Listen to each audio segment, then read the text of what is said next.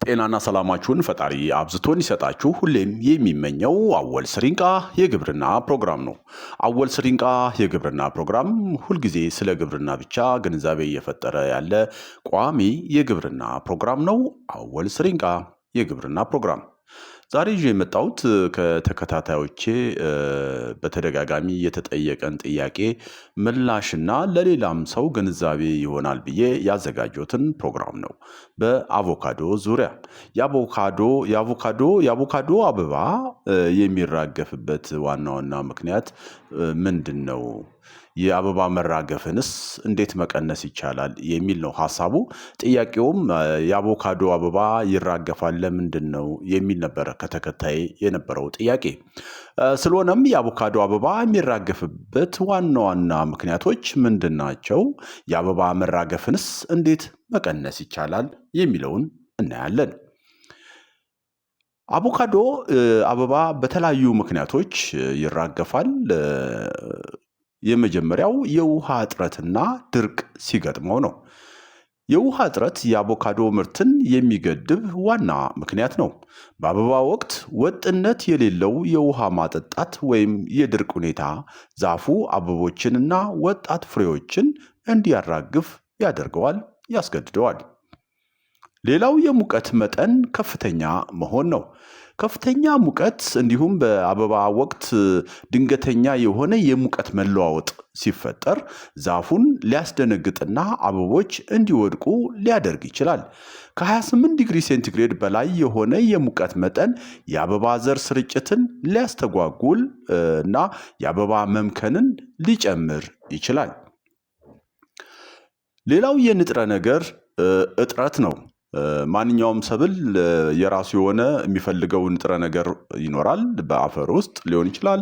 አንዳንዴ በስፕሬይ የሚሰጡ ንጥረ ነገሮች ይኖራሉ እና አቮካዶም አስፈላጊ የሆኑ ማይክሮ ንጥረ ነገሮችን እጥረት ሲገጥመው ለምሳሌ እንደ ቦሮን አይነት እንደዚሁ ደግሞ እንደ ካልሽየም እና ፎስፈረስ ያሉ የማክሮ ንጥረ ነገሮችም እጥረት ሲገጥመው ይህ የአበባዎችን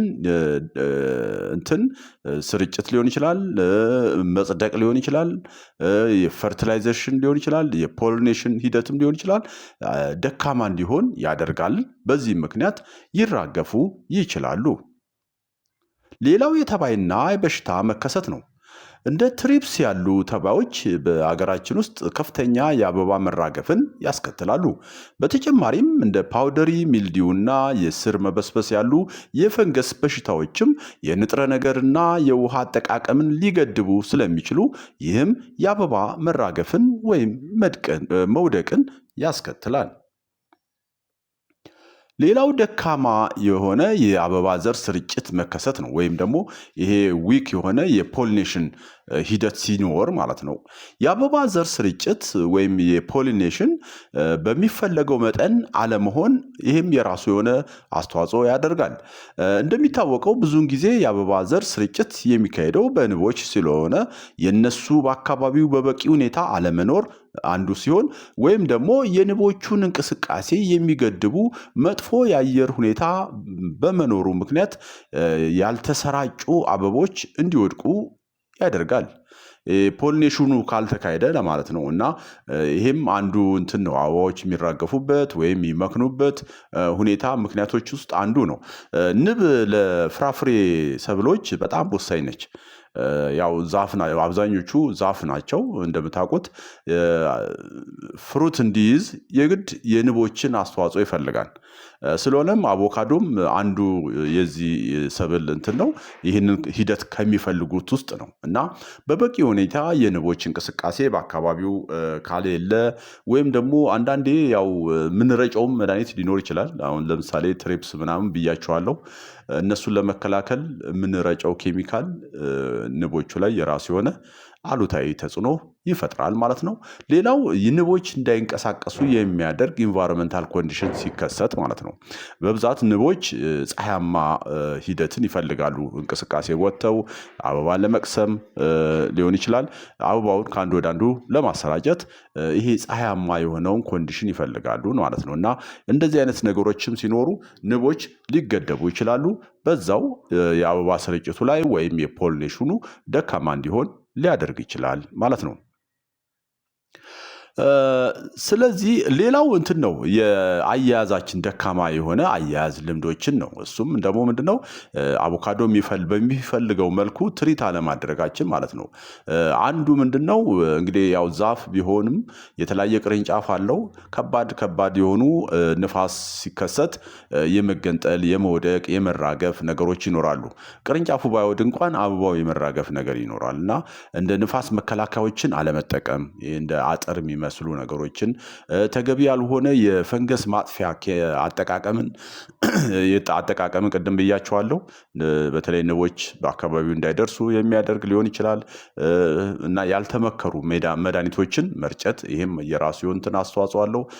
በቂ ያልሆነ የንጥረ ነገር ስንሰጠውና ተገቢ ያልሆነ የግብርና አሰራሮችን ስንተገብር እነዚህ እንግዲህ ተደማምረው የአበባ መራገፍን ሊያስከትል ይችላል ማለት ነው። ይሄ እንግዲህ ከላይ አሁን የጠቀስኩላችሁ አበባው በምን ይራገፋል ምንድነው ምክንያቱ የሚለውን ነው። ይህንን ካልን ደግሞ የአበባ መራገፍንስ እንዴት መቀነስ እንችላለን የሚለውን ደግሞ እኔ አንደኛው ያው ቅድም የውሃ እጥረት የራሱ የሆነ አስተዋጽኦ አለው ብያችኋለሁ።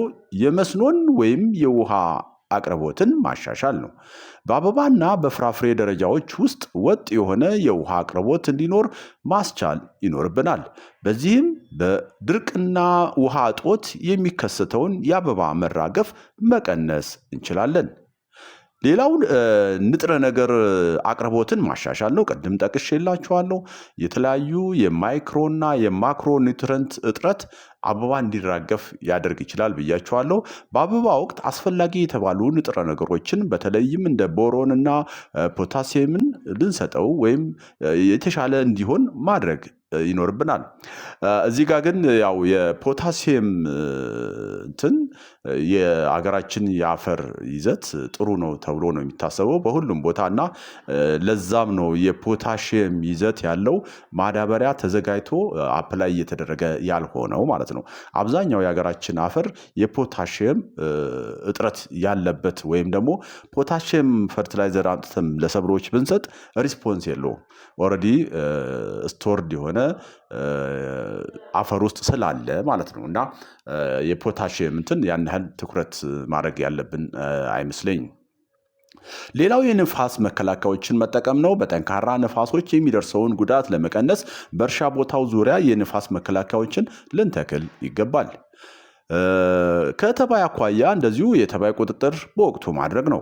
የትሪፕስ እና ሌሎች ተባዮችን ቀደም ብሎ መከታተል ሳይጠነክሩ ማለት ነው እና መቆጣጠር ያስፈልጋል። በተለይም አበቦች መታየት ሲጀምሩ በደንብ ልናይና መውሰድ የሚገባንን እርምጃ በወቅቱ መውሰድ ይኖርብናል ማለት ነው። የመጨረሻው መልቺንግ መጠቀም ነው። መልቺንግ እንግዲህ ከሳር ሊሆን ይችላል ከተለያዩ የአርቨስት ከተደረጉ ሰብሎች ሊሆን ይችላል። የአፈርን እርጥበት አፈር ላይ ማለት ማንጎ ካለበት ስር በማድረግ የአፈር እርጥበትን ለመጠበቅና የስር ሙቀትን ለማረጋጋት በዛፎች ዙሪያ መልቺንግን መጠቀም ይመከራል። ይሄ መልቺንግ እንዳልኳችሁ ነው እንግዲህ ከሳር ሊሆን ይችላል ከገለባ ሊሆን ይችላል አርቨስት ከተደረጉ የሰብል ቅሪቶች ሊሆን ይችላል።